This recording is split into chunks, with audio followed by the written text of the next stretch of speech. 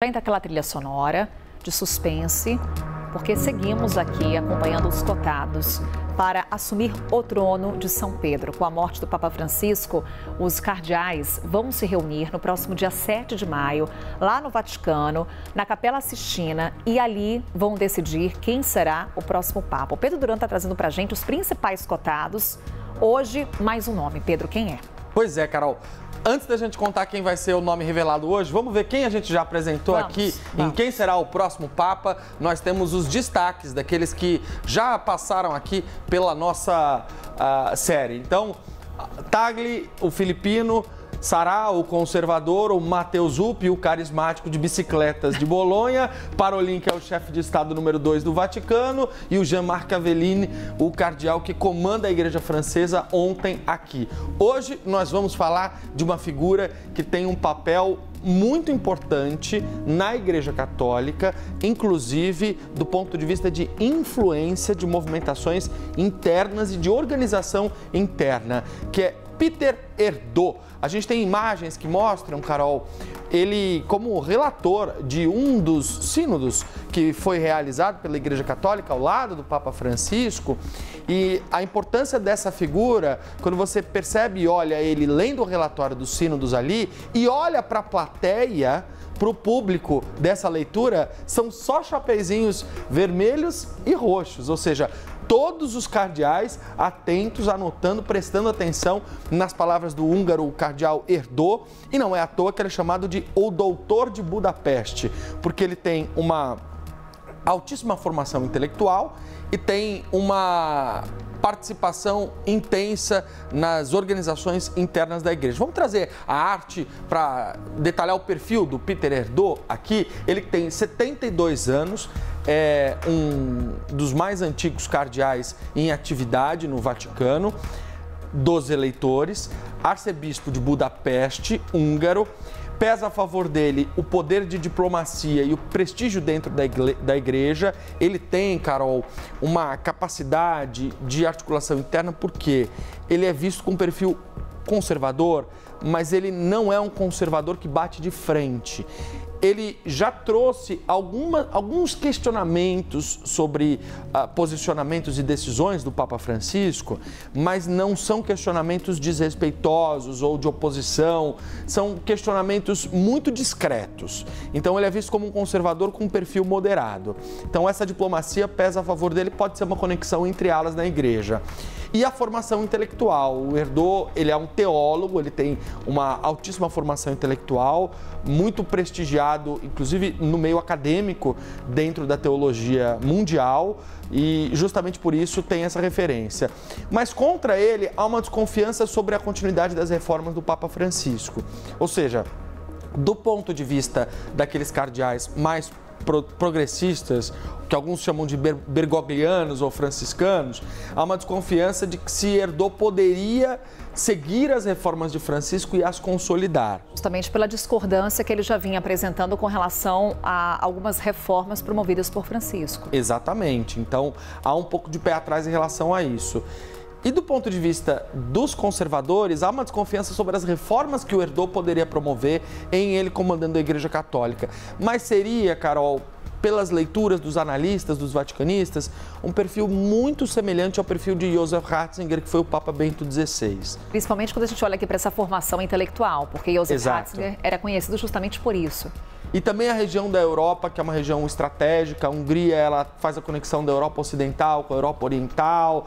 Ela está no centro ali de uma atuação importante do Vaticano, então é uma comunidade importante. Mas a relação com o Viktor Orbán também pesa. O Viktor Orbán comanda a Hungria há muitos anos, é um governante muito polêmico. O Erdo se aproximou do Orbán durante o governo dele, mantém uma boa relação com o chefe de Estado da Hungria, que é um dos chefes de Estado mais questionados no mundo, especialmente na Europa, por conta das atitudes dele. Viktor Orbán, que foi ao funeral do Papa Francisco. Exatamente, como outras dezenas de chefes de Estados, estava lá e participou desse evento. Então, temos aqui o Doutor de Budapeste, selecionamos um trechinho da fala dele para que a gente possa conhecer um pouquinho melhor o Erdo, que falou sobre testemunhos de fé. Vamos ouvir. Perché vediamo che la miseria nel mondo sta piuttosto crescendo e noi dobbiamo dare a questo fenomeno la risposta dell'amore. Dobbiamo rendere testimonianza della nostra fede e dell'amore.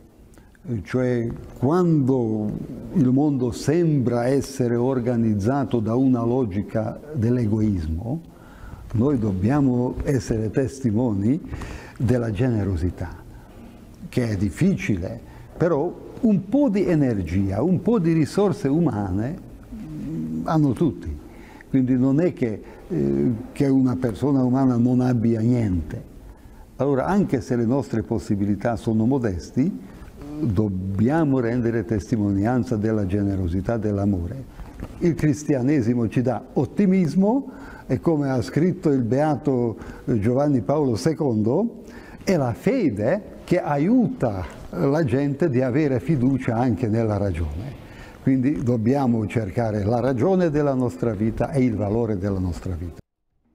Herdou, então, portanto, o doutor de Budapeste, ele que tem o doutorado duplo, aliás, ele é doutor em teologia por uma universidade da Hungria e é doutor em direito canônico, que são as regras da igreja, as regras jurídicas da igreja, por uma universidade de Roma. Foi também o relator do Sínodo dos Bispos da Família em 2014 e comandou a Assembleia Geral dos Bispos em 2014. Então, goza de um prestígio longo dentro da Igreja Católica e isso pode favorecê-lo. Tem um baita currículo.